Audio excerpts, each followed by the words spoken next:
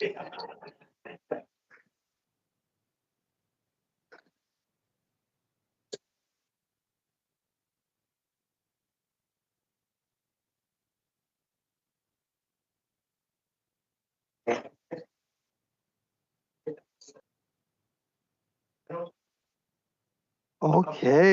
well, hello and good morning, everyone, and welcome to our third installment of On Patrol here at the RCMP Heritage Center.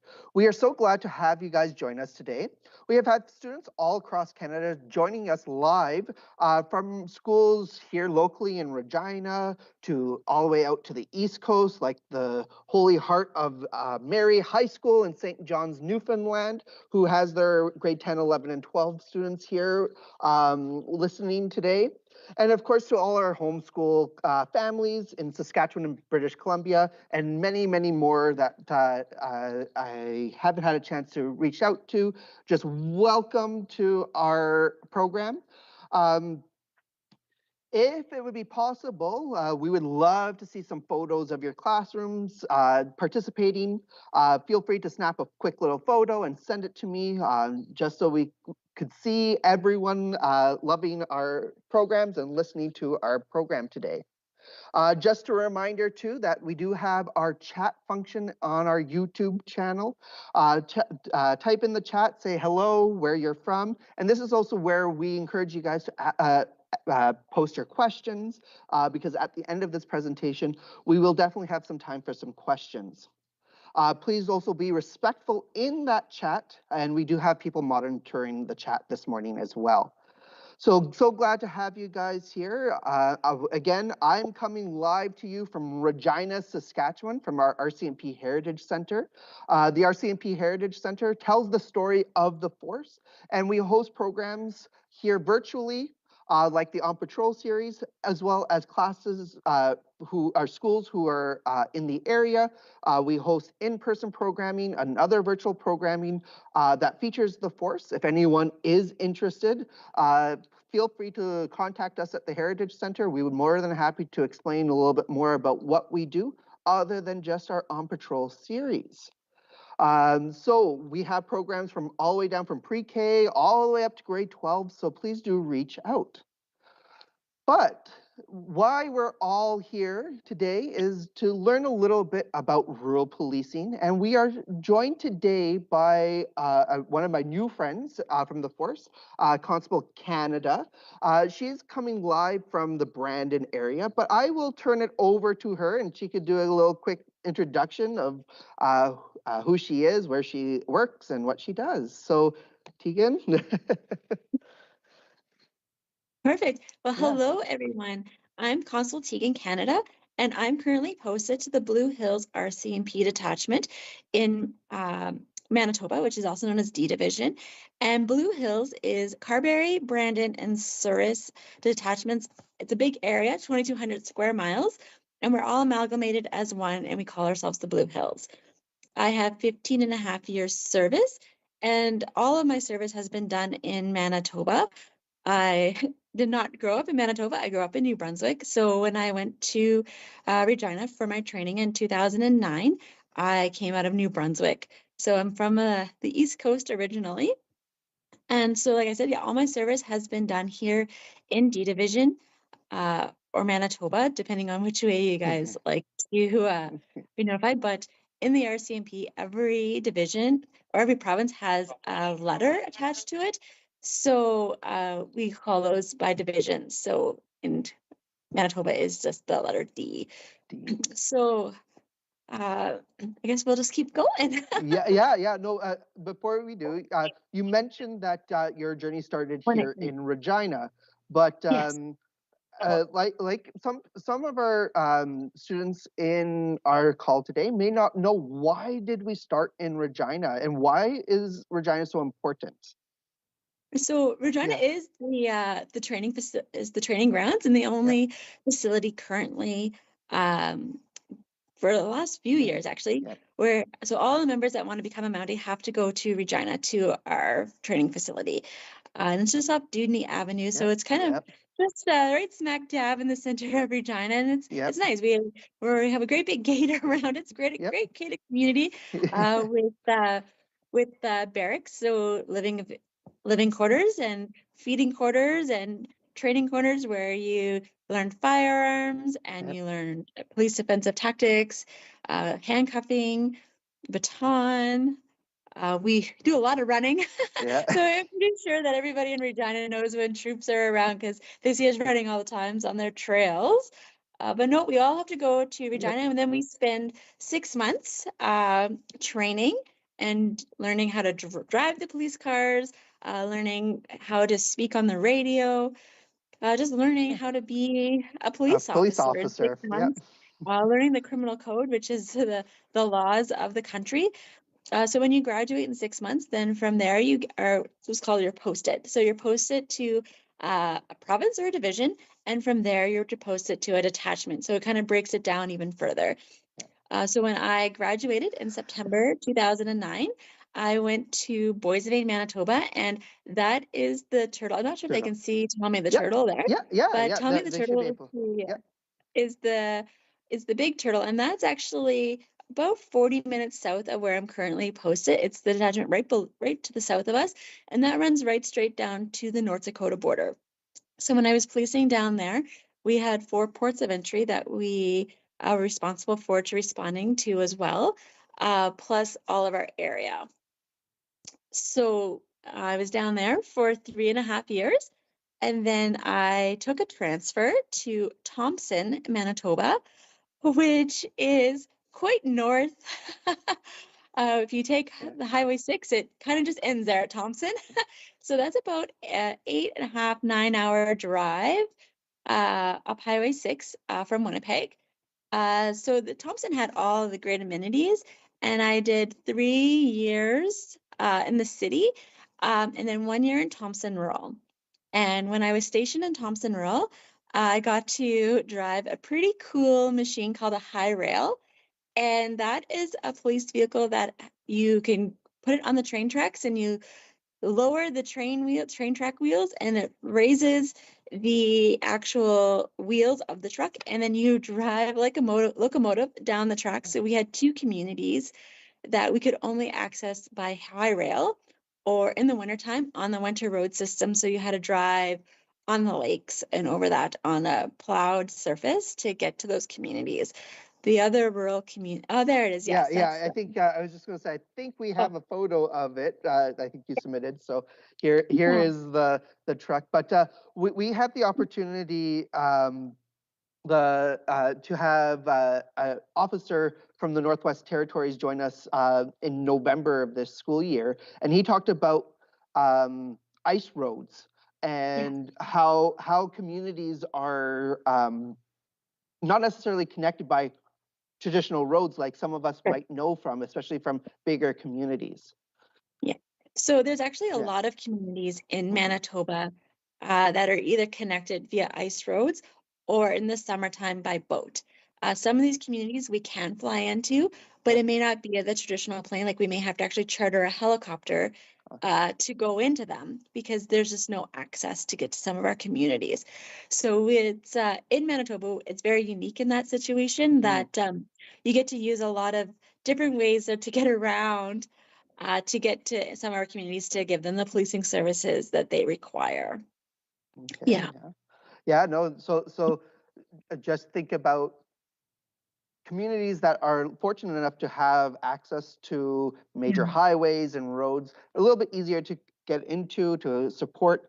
But there, of course, there's other people living in smaller communities that do need access to police forces and officers to support their communities. And seeing this vehicle on the screen, it really kind of opens people's eyes up to what our nation really looks like, especially in our rural areas.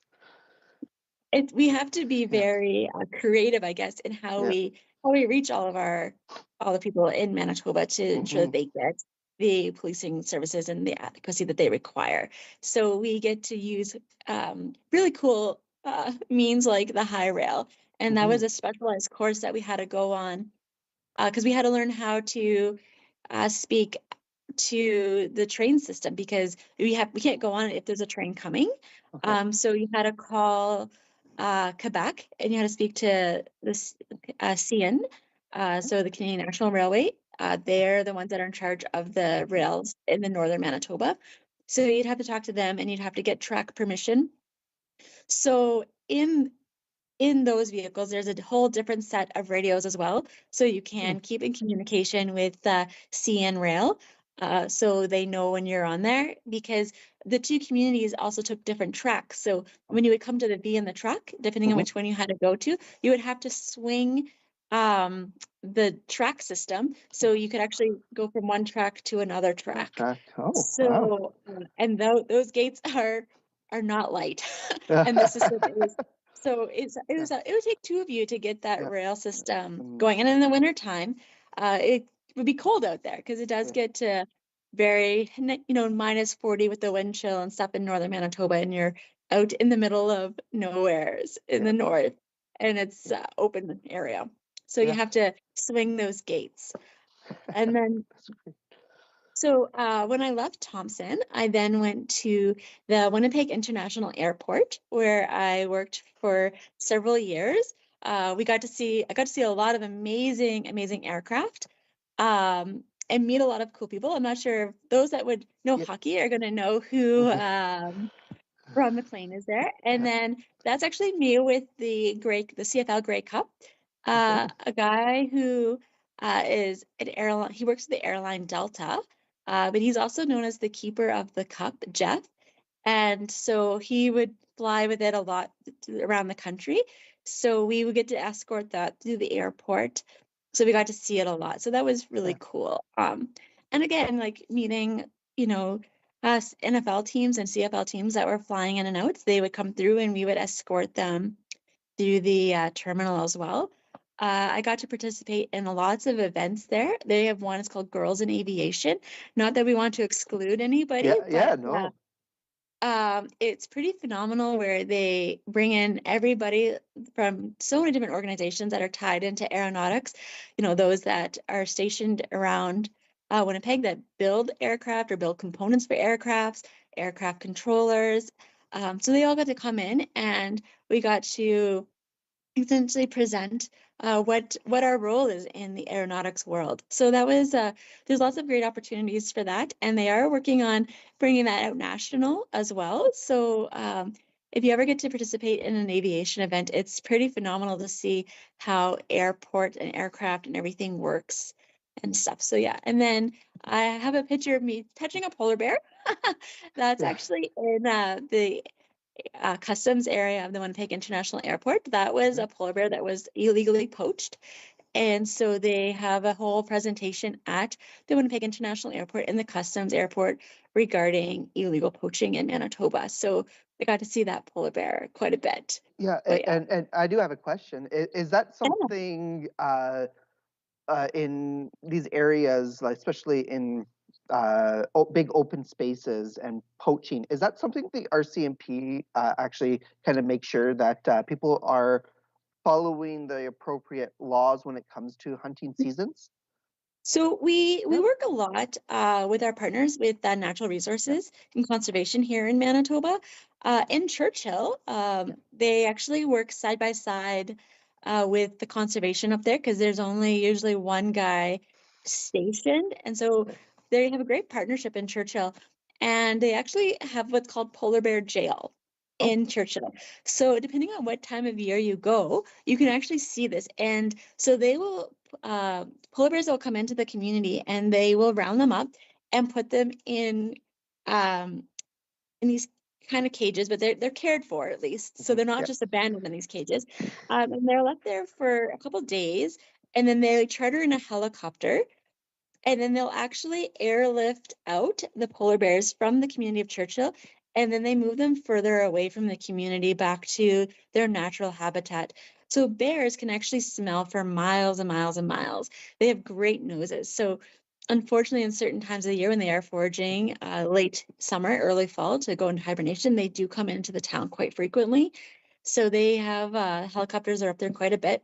So the RCMP with conservation do polar bear lifts. So If you ever go to Churchill, if you have that opportunity to go and visit that community, besides the beluga whales that you can kayak out with, or different stuff, and they come right up right beside you.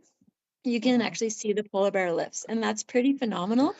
And there's a partnership with that to the Winnipeg Zoo, where if cub bears are found abandoned, they bring them down to the Winnipeg Zoo, and from there they are assessed by a team of veterinarians and determined if they can be released to the wild or if they're going to become find another zoo that they can live at because they may not be able to be released. So there's a big program that we are partnered with here in Manitoba and Churchill. I have not been to Churchill, but I've had some amazing friends and stuff. And we have a conservation officer here in Carberry, and he was in Churchill. So we get to learn a lot about that stuff. So that's pretty amazing, the work that we do. And so we do help them out a lot in the fall with poaching and illegal hunting and stuff like that. So make sure that they are hunting in the right season. We have some night hunting that happens. So we're out a lot in our late evenings and overnight with them to work on stopping the illegal night hunting as well. So that's part of rural policing, very much so. We have to wear many hats, not just the policing hat, but if conservation isn't on, they call us out to support whatever is going on. So we're very diverse in how we have to police or what we're doing on a daily basis. Yeah. And then, so after I left the airport detachment, I came to Blue Hills, where I'm currently at. So, like I said, we do police 2,200 square miles. So yeah, that's essentially a map similar. It's give or take a little bit, but that is exactly where I'm policing. And I'm actually coming to you from Carberry today. But our office is in Brandon. We don't police the city of Brandon. That's policed by Brandon Police Service. So everything that dark gray area is policed by the city of Brandon, but everything around it is us. So we have a very, very large area, and at any given time, it's just two members working. So it's myself and one other partner today, and he is over in the Brandon area dealing with some calls. So we drive a lot. No kidding. The surrounding areas and kind of thinking about policing kind of in just a city setting. There are many different police officers and organizations and other branches of municipal police forces as well as provincial police forces in our country. We are very unique in that way. But just seeing the whole area that you police, and you mentioned only 2 people are on call at one time in this whole area? So some days we're fortunate we have 3 members. But that's a rarity. We usually don't have more than 3, and it's just the way the schedule falls. So here in Blue Hills, we work 9-hour shifts with the exception of Sunday, which are 8 hours. And then we do on-call. So we are available. We get dispatched out. They call us on our cell phone, and we'll have to come in depending on what the call for service is in the non-operational hours. So we work six shifts on. So 6 days, whether that be days or night shifts, which is, and then we usually get 3 or 4 days off. So we actually work a lot. We work more than we are off. So it's kind of something that a lot of people say. If it's my first day and they've called several times, then they'll see me a lot in 6 days. So they're like, I always see you. I'm like, because I'm always working. That's sort of the running joke, because we do work 6 in a row. And then, so we work usually it's 6 day shifts. And then our second set is a mixture of days and nights. And then the third set is nights. And then we go back to days, the split shift of days and nights, and then back to nights. So usually when we're coming off a set of nights, that's where our 4 days off is. So we get an extra day to recover, come back to day shift. Because that changing of the mind and the days to nights sometimes gets difficult. And constantly being like kind of going from like day and night. There's challenges with that too. Like you need those times to break, so that way you can do your job, do you find sometimes it could be a little bit of a challenging to find time to sleep and still do your job? Yeah, so apart from being a police officer, Yeah, I yeah, am a mom and I okay, have a almost 4 and almost 2-year-old. So it's very much difficult with time yeah, management and yeah, having two toddlers or one coming out of toddler age, yeah, but one still in it. So it's a lot of time management and yeah, finding time that I can, not be a police officer off duty, so I can give my kids the time that they need from me. But it is, you have to turn your brain around from days to nights. And there's some days I'm calling people and I'm like, I don't even know what office I'm in or what time it is, just because time just kind of blends all together. mhm, yeah.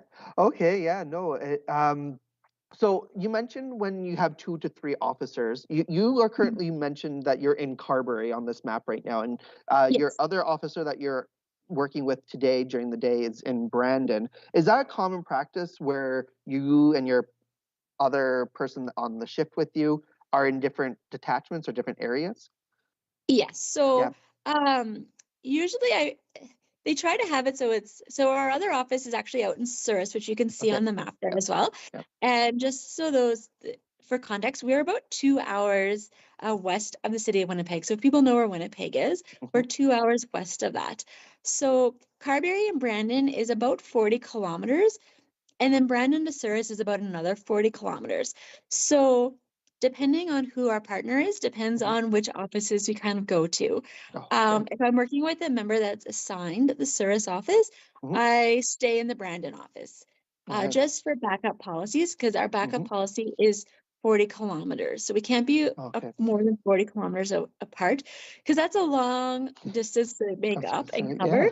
yeah, yeah. Even if we get to turn the lights and sirens on and make the police Mhm. car fly. Yeah. Because we still have to be very cognizant of everybody else on the road. And apart from that, we have a very large population of elk and deer around here, and Mm. they like to freeze when they hear lights and sirens, and Okay. sometimes they don't hear it well enough when we are traveling at high speeds. So we try not to be too far apart from each other, just for backup reasons. Okay. Yeah. Yeah. And No. so, and then if we were in a call, like, so Glenborough is on our map, Yep. and that is our most southeast community that we police. Okay. And then you'll see Rivers on the map, and that's our most northerly west community that we police. And even traveling at high rates of speed, lights, and sirens, that takes us well over an hour to get to. Okay. So that's one of our difficulties in our area is just how far apart all our communities are. Yeah. So sometimes we do have to stop halfway in between and get fuel for our police cars. Oh, you know what? I wouldn't even have thought of fueling purposes. I guess. Yeah. Yeah. And let's say you're doing a night shift. Are there? I know sometimes gas stations close. Is there 24-hour gas stations that you're able to utilize So during those times? yeah. So the city of Brandon does Yep. have Okay. 24-hour gas stations, Yep. but we have special credit cards that use Okay. co-op card lock pumps. And those are essentially designed for semis, but they do have regular petroleum or regular gas at them. Yep. So we have a special card that we can use to access those. Okay. So if for some reason we're down in Glenborough, Yep. that community, like everything closes down there at 9 o'clock at Yeah. night. Yeah. So Yeah. if we have a call after that and we're coming from another community, we will have to stop and use those specialized pumps to get fuel. Just to maybe even make it back to Brandon. Yeah. Yeah, And so no, another unique challenge we actually have here in Blue Hills is we don't have operational cells right now. So oh, if we have to arrest somebody, we have to call a neighboring detachment to use their cells. We had some issues a few years ago, and our cells became inoperable. We do have what's coming in is called a cell trailer, okay. and there's 2 cells in there. They finally made it to us last September, and they're working on getting them set up with hydro so we can run cameras and things like that in there. So we will be using those. Our hope is Oh, by the end of the summer, but yeah. things We'll don't see if work that very actually happens. fast Yeah, sometimes. yeah. See if that Yeah, actually happens. Yeah. yeah. Um. So how far is the next detachment away from you then? So we can either go down to the Killarney detachment, which, Okay. depending on where we're at, Mhm, could be 45 minutes. If we're up in, say, Rivers, we'll call mhm, Minnedosa detachment, which is the okay. detachment to our north. And they're from Rivers, they're about a 20-minute drive.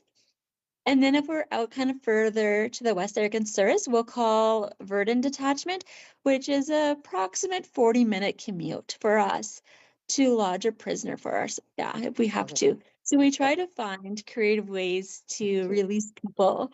yeah. So we're not holding people right Okay. now as much as other detachments Yeah. do. Yeah. But if we Uh, have to, we do call. Yeah, you did mention, so this whole map area and the kind of the green is all Blue Hills, but you didn't Yeah. mention that the gray area where Brandon is on the map, they have their Mm, own police services. You mm, wouldn't be able to, for example, call mm. Brandon Police Service to use their cells. No, No, we yeah, cannot. yeah, Right beside our office yeah, in Brandon yeah. is Brandon Correctional Institute. Okay, And before COVID, we got to utilize their cells. okay. But when COVID happened, we weren't able to use that anymore. Hmm. So, and then since that kind of COVID's kind of stopped and we've gone back Yeah, to finding our new normal, yeah, we yeah. haven't been able to utilize those Okay, cells that they had. So we okay. had to use neighboring detachments for the Okay, RCMP. so it sounded like in rare, very rare occasions, you would be able to kind of use the city, the major city in the area's cells, but that was just mainly Yeah. because of where the world was with the pandemic, for Yes. example. Okay. Yeah.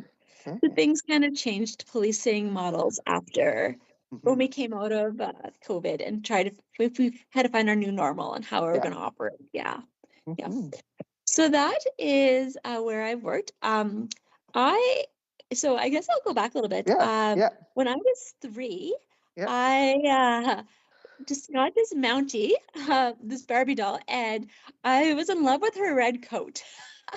Yeah. And she was also on a horse, and I was also, and what kid isn't in love with horses, right? So Yep.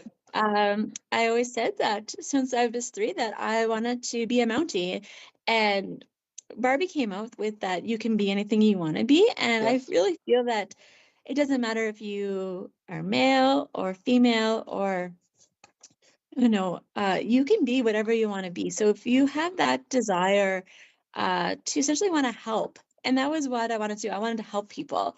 Yeah. Um, that's why I got into policing. So I was like, if Barbie can do it, so can I. Barbie had a Yeah. cool uniform, but Yep. our red coat is pretty awesome. Hmm. That's not our standard No. operating uniform. You really only see us in the red coat for special events. Remembrance Day is the big one, Okay. or other ceremonial events.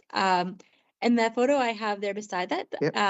when I was stationed in Thompson, I received the D Division Commanding Officers Award for assisting in youth strategies in the North because I volunteer with Girl Guides of Canada. Okay. So Yeah. outside of this, I have been in girl guiding since I was 7. So I've had Okay. a long time with it. So Yep. I work a lot with them and doing different things. I'm not currently in a unit, but I do a lot of Yep. background work for them.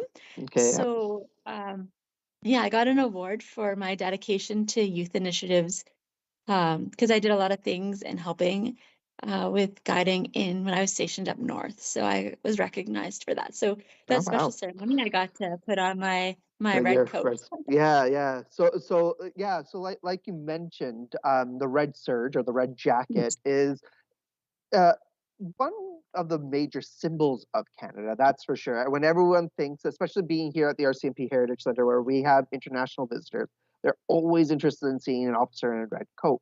But Yeah, again, like you mentioned, it is only for special yeah, occasions. Yeah, yeah.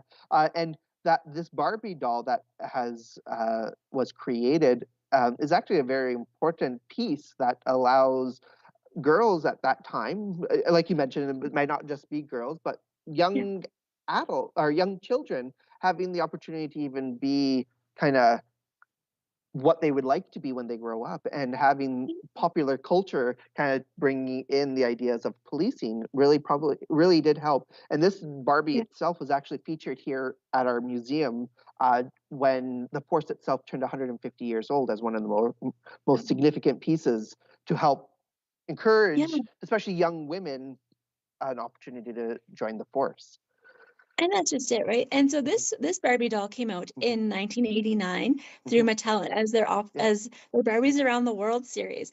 And a little known fact is it actually got pulled shortly after they produced it because Mattel didn't reach out to the RCMP to use the image. So they had to pull it from the shelves. And then several years ago, I don't know if it was around 2010, they actually got permission and they made another one. Oh, did And they? that Okay. Barbie has red hair. Oh, red hair. So Okay, yeah. there are two out there, but this one wasn't very long on the shelves. So I'm pretty excited. I actually still have it. Oh, do you? She's in the Okay, I was original going to ask you. box Yeah, yeah. and she's packed away. So even I don't even let my 4-year-old daughter see her or my 2-year-old. Like she hasn't come out of the box. She hasn't come out Yeah, of storage yet. yeah. Yeah, well, So well, especially considering it was such an important piece for you, especially like with your journey to becoming a police officer too. yeah. Yeah. And I grew up in a small community in New Brunswick, known as the town is called Sackville. It's right on the border with Nova Scotia. Actually, I think And we there's may have had some students from Sackville will be actually in attendance. New Brunswick's actually on March break this week, but I yes. believe we do have some Sackville students who will eventually see this. So I grew up in that little community. I moved there when I started grade 2. So I went to Salem Elementary School, and then I stayed in Sackville until I graduated high school. And then I went to Fredericton, New Brunswick, to St. Thomas University, and I got a degree, or I got a double major, so in criminology and history.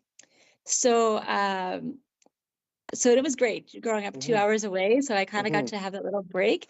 And I knew that I wanted to do something in the legal criminology field with giving back. And so being there, I was like, I didn't really want to stay in school any longer or go to law school. So, and headquarters for New Brunswick is in Fredericton. And we had some joint some classes that I could take that took me there, and that's kind of what re-sparked that I'm going to join the RCMP world. Oh, okay. So I never really forgot about the Barbie and my desire at 3 to become a Mountie, but in university I was like, you know what, this is what I want to do.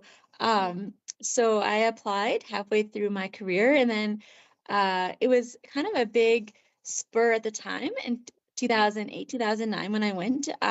There was lots of people applying to be the RCMP, to be Mounties. So it took me a little bit longer, I think it was 2007 I started when I applied. So it took me to 2009 in March when I got that call to go to Regina. Yeah. And so coming from New Brunswick, it's a different kind of cold to landing in the prairies and seeing what freezing temperatures actually are, because it was pretty cold in March of 2009. And so that fur cap that we had was my best friend. Yes. So, We've talked to many police officers with this series as well, and they always talk about their time in Regina and Saskatchewan, or the prairies in general, and they always comment on the weather and how cold it gets here. Yeah. So I was halfway through my training when they said, hey, Tegan, you're going to go to D Division, Manitoba. And I actually had to go to the computers and like Google Manitoba. So even though, I knew about the province, I didn't know enough in depth about where I was going to be posted to. So I learned all about all the detachments and the different things that Manitoba had to offer. So we have an internal system called the InfoWeb, and you can learn all about Manitoba D Division. You learn about all your detachments. It's kind of like it's an inside program that we have versus what you could Google, and you can get another one where you can see different detachments from any computer search. So I did a lot of research. So I drew a line across the Trans-Canada and put all the detachments south of that. Because like I need to learn first before Yeah, yeah, you have to learn to walk before you can run, right? So yeah. I was posted to Boissevain and it was great. I loved that community. Boissevain embraced me as a young Mountie, and it was very similar to Sackville, a very small community. So it was really nice to start out there Oh, that's and great. get my feet wet in this career, I guess. Learn about it. Yeah. All right. Well, thank you so much for sharing your knowledge. Yeah. I will actually bring up just so all our friends can see again the area that you policed. But yes, no, thank you so much for talking about this. We do have some questions coming in. Perfect. The when we were talking about the poaching, there were a few questions that actually did come Okay. across. So I don't know if you know all the answers, but I thought I'll ask these ones. So when someone poaches or hunts illegally, Yes. what is the process of the fines, or do people get arrested? Like, what is the process if someone is caught doing something illegally? Uh, so Yeah. I guess it's kind of Yeah. two parts. So Okay. we work under the Manitoba Acts, so conservation acts and laws for the poaching part of it, but Okay. then we'll deal with the criminal code side regarding the firearm aspect. Okay. So they would be arrested because we have to detain them. So Okay. we're now legally there for a lawful reason, and we would arrest that person, and we would start our investigation from there. As per fines, there are some that you could release there at the spot with it's called a provincial offense notice, and that's like a ticket Okay. with a fine set out by the province. Or we can release them on an appearance notice or an undertaking to have a court date. And in Manitoba, we set court dates for at least 10 weeks down the road from the offense. Okay. And then it kind of gets us the time to get all the paperwork done and then off to court. So they can either be released depending on the total situation, the totality of the incident, or released for court. And then if the courts would sometimes set the fines as well. So we can't really say what a Okay. set fine Set is fine or was what the fine could be because it's going to be based on the totality. okay. Just even last fall, I was involved in an illegal bison hunt that Okay. happened, and that is going to court. So in that sense, we don't set any fines. The court's going to determine Okay. what's happening with that one.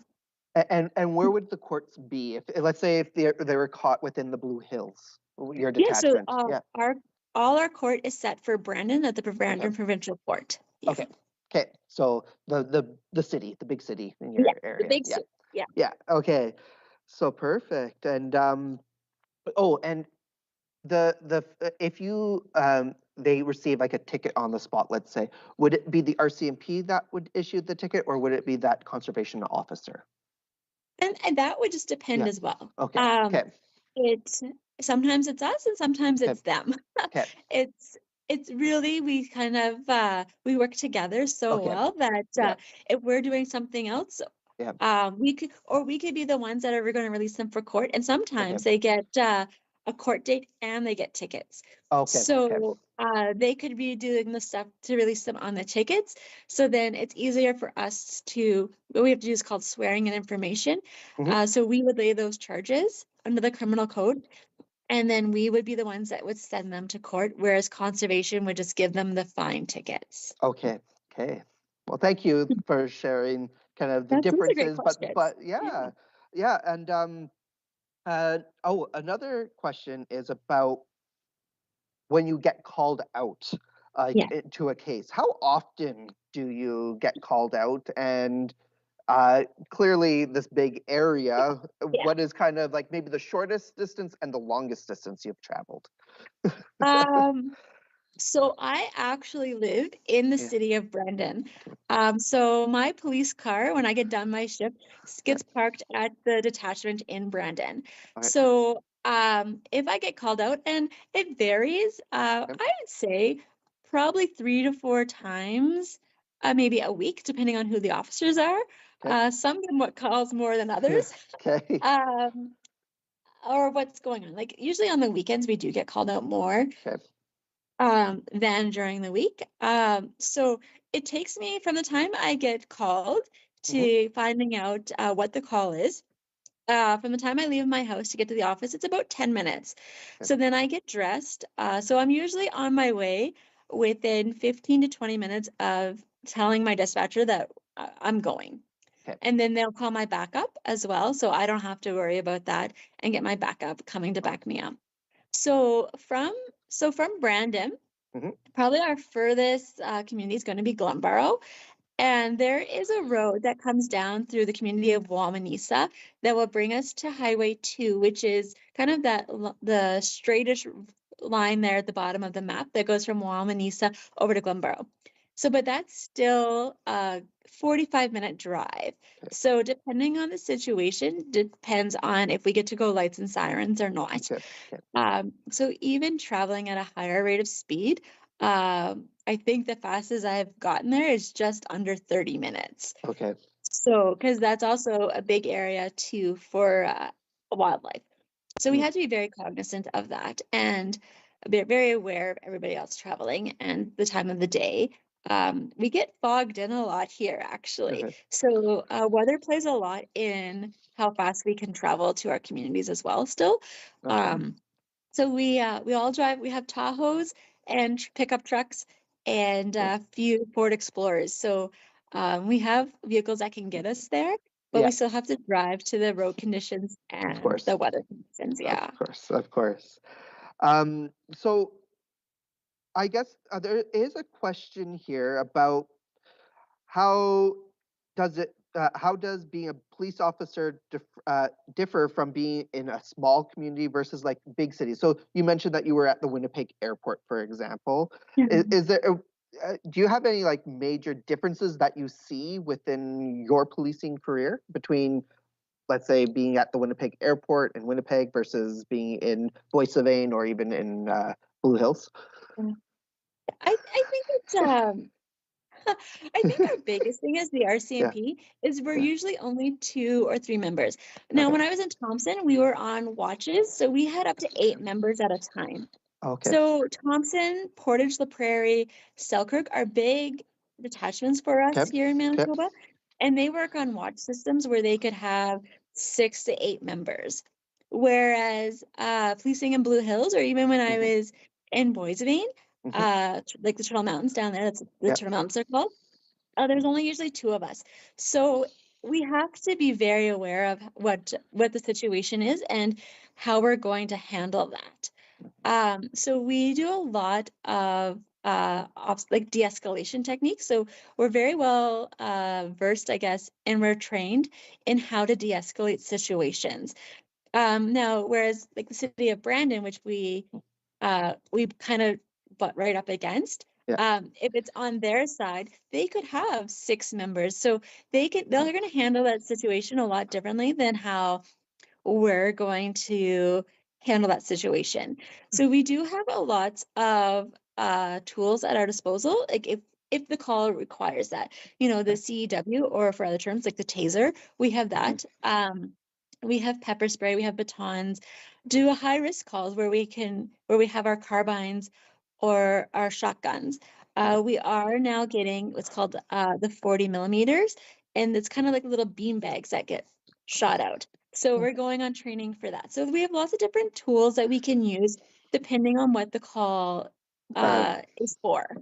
So depending on what it is, we may need to use one of our tools that we are trained for, versus just having those conversations to try and get people to calm down and to listen and work on resolving the conflict that's going on.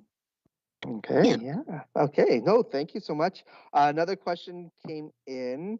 Um, what are most common crimes do you kind of get called out to? Is there Probably our biggest various? call. Yeah, we get a lot Yeah. of property crime. Okay. So lots of people that steal from people. Okay. Um, uh, right now, like people are out on the weekends enjoying their snow machines, but if they don't Okay. put them away, people will go and steal those. So we get a lot of property crime Okay. that we have to deal with. And we do have the Trans Canada, so we do get a lot of traffic complaints. Okay. So we do have traffic services, but they police the whole province. So they're not just assigned to one area. Mhm. So we do have to deal with a lot of traffic complaints or minor collisions, Okay. things like that, or even major collisions.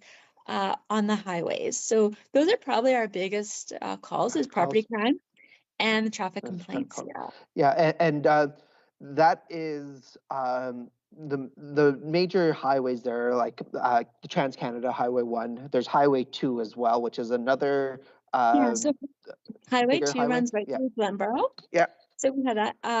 The Highway 10 runs north-south from Brandon and Okay. up between Elton and then the road over to Rivers. So that's Highway 10. That's a major highway for us as well. Okay. And then Oh, tonight. And then Highway 5 runs north of Carberry, but also from Carberry down to Glenborough. So those are our okay. major Major. highways. Okay. And then we have Spruce Woods Provincial Park between Carberry and Glenborough. So we do get some calls down there. And there's not really good cell service down there, Yeah. Yeah. but no, we do traffic is probably one of our big things, and property crimes. Yeah. Okay. Perfect. And this is going back to just you being a police Oh, officer. What is your favorite part of being a police officer? oh, there's so many. Yeah, I know. There's If you so had many. to, I guess Um, if you had to really choose maybe one or two aspects. Mm, I definitely Yeah, love yeah. when I can do presentations like this Okay, and yep. give knowledge of what I do to everybody else. And sitting in meetings or dealing with a lot of our, when we talk to fire or EMS or CFS, we have a lot of different agencies that we liaise with, and it's how we can all give service delivery better. Well, so it's like this is what we can do for you, and this is what we require back from you. So we have a lot of those meetings and things that we go to. But I think just being able to solve a crime, I think it's a satisfaction. Um, you're helping people, and then you can bring the people that wrong them to court, and that's kind of the best. This is one of those best feelings, right? It's like you were able to help them, or even if it's recovering their stolen property, even if we don't necessarily get a person that committed that crime, but being able to find it and recover it and return that. So those are some of those great phone calls that I like to make. I actually had one in the fall. We were in a rural property south of Brandon. And we just found, we were out doing something else, and on this property was this trailer, and it still had a plate on it. And it was actually stolen 5 years ago in Saskatchewan. Oh, So wow. it was just the way the winds had blown that day, and you could Yeah, see it parked in some trees. yeah. So we were able to recover that. Oh, So we wow. don't have the person that stole it, but we were able to find their On property and give it property. to Oh, that's great. them. That's great. Yeah. There is another question. I think this is really interesting question. Because of the size of your area, let's say if there is someone that is wanted, and how would you go about, is there other, I know you mentioned that there's other types of transportation and new tools that you could use to kind of go out and to respond. But when someone is either missing or was wanted, is there different ways, different strategies you guys can take, especially with only two of you working? Yes, Yeah, yeah, absolutely. yeah, It depends on the situation, yeah. but we do Obviously, yeah. have that means to call officers from our detachment that are Okay, off. Who can come in and help us, or from other detachment areas okay. surrounding us. We do have snow machines, Mhm. ATVs. We do have a side by side, and Okay, actually. Last fall, we had a person down in Spruce Woods Provincial Park. He got off the trail and he was missing. And he ended up, we found him the next day. So we put together a search team. and we went in with with our ATVs and and our all-terrain vehicle and our side-by-side, and we were able to find him. And he was so happy to Yeah. see us. Yeah. But no, he was in there and his bike broke down, and he actually got thrown when the bike broke. So he had a broken leg. So we were Oh. actually able to find him and get him out.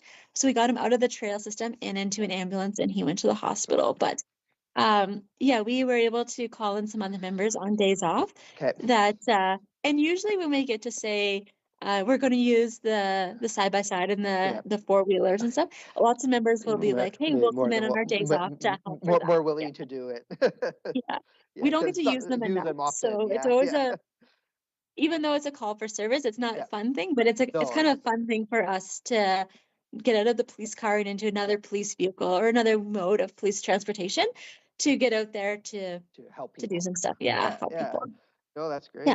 great. So this is an interesting question, because you did mention that the 40-minute rule between you and your partner. Yeah. Is there occasions where that you're a little bit further than the 40 minutes, or do you religiously stick to that 40-minute rule? No. No. Okay. And that just depends. Like Okay. right, so if there was a call, say today out in Souris, Yeah.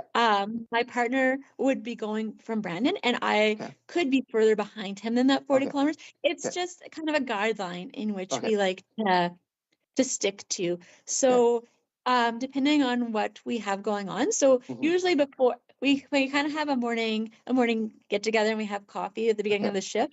Yeah. And we kind of ask each other what they have on the go that day and where they Okay. plan on being. So we have a plan kind of for the day or for the shift so we can get things together. So we also can't arrest people by ourselves. So Okay. if he had to arrest somebody, then we go together and we would take the two vehicles Okay. in case another call came in, because that's happened. Okay. Sometimes you're at one area and you get a call to the opposite side. Okay. So you have to figure all those logistics out and how you're going to handle both calls. So it's a lot of flying Planning. on the seat of our pants and Yeah. planning. Yeah. Yeah. And we call a lot of people before we start rolling sometimes Okay. to say, Okay. we're on our way, but Yeah. we have something else that has to happen first. Okay. And the other night we had a semi that rolled over on the highway. At the same time, we had a medical issue happening, and they were opposite ends of the Trans Canada. Yeah. Yeah. So, it was a little bit of planning and how we're going to get things cleared up to get from one side to the other side, things like that. Yeah. Yeah. No. Again, something that you don't really think about, especially in our bigger communities where we have lots of officers on call or working on specific shifts. Yeah.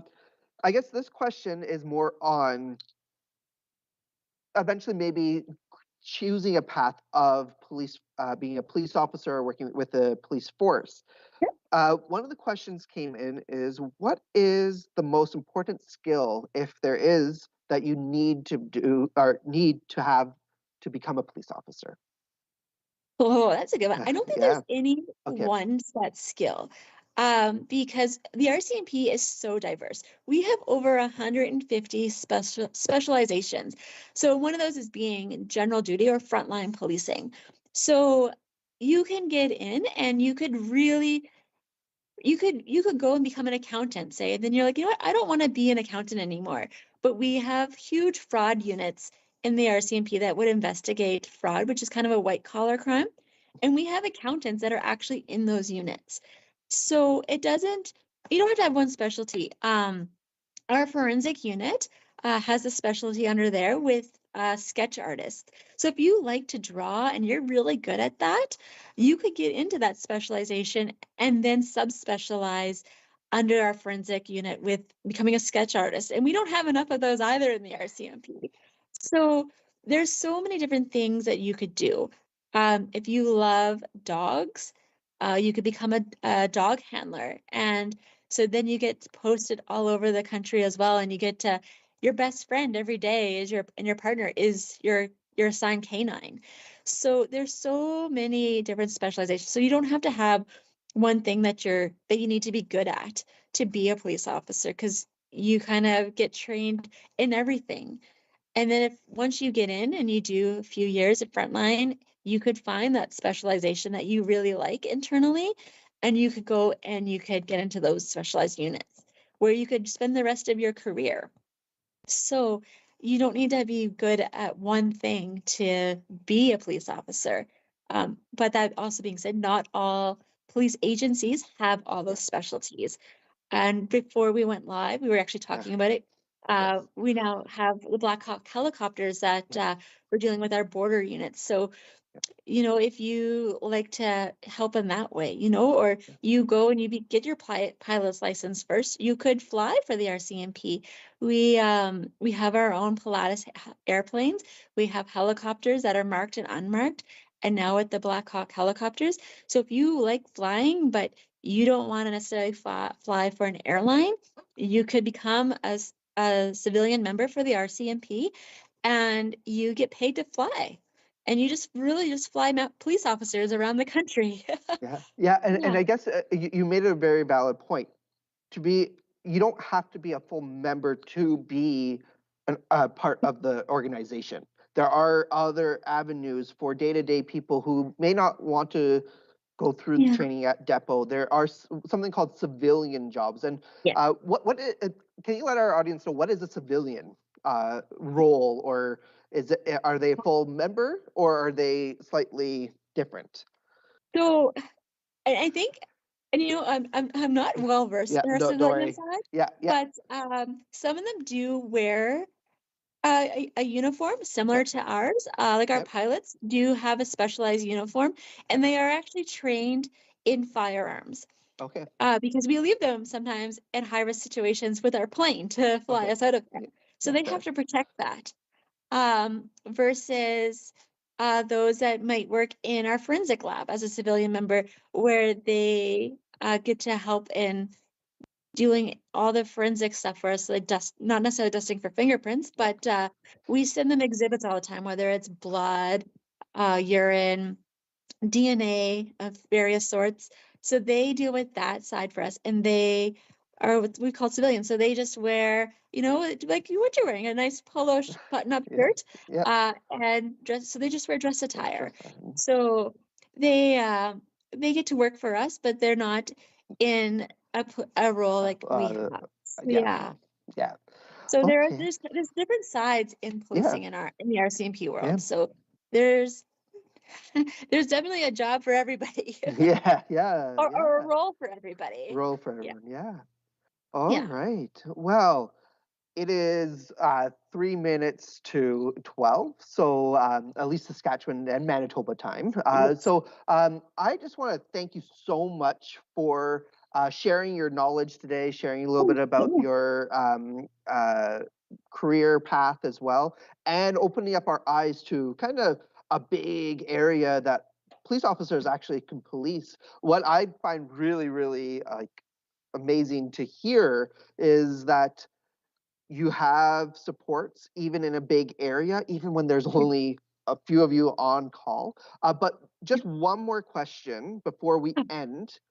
You mentioned that there's maybe 2, maybe 3 officers that are on working a given time. How many people are within your detachment? You don't have like 3 people. That's it. No, No. so Okay. we actually have 12 constables assigned to Blue Hills Detachment. And then we have 3 corporals and a staff sergeant. So 12, 13, what is that, 15? Yeah. But Okay. So I did not join the force for math reasons. no. So yeah, I guess that's one of my non-strong skill points. But so yeah, in total, that's what we operate with in Blue Hills. Okay. So, but that again, right? We'll have 2 or 3 working a day and 2 or 3 on a night shift. Oh, So right. that's six bodies right there, right? Yeah. And we do have members that go away on training. Some are sick, right? So we have lots of. We're not always on, no, but yeah. So we do have 12 constables in Blue Hills. Yeah. So you do have people to call from, Yeah. other than just yourself and maybe 2 other people. So, Yeah. but yeah, no. So thank you so much for sharing everything. Everyone in our chat and who attended live today or who are planning on watching this later, feel free to email me any questions. I could always send it over to Constable Canada here. Absolutely. And also, if anyone did take any photos, feel free to send those to me at my email. And thank you so much, everyone, for joining us today. And have a great rest of your day. And thank you again, Constable Canada, for taking some time out of your busy day. Oh, thank you. Yeah, I've enjoyed this. So yeah, if they do have any questions, by all means, Mark, yeah. let me know so I can answer those. Absolutely, I will. And please feel Perfect. free, especially those students that didn't have the opportunity to see this live, feel free to give me an email and I'll forward those on to Constable Canada. So, All right. all Thank you right, so much. thank Have you a so great much. day. Be Yeah, safe. bye bye. Yeah, bye Yeah. everyone.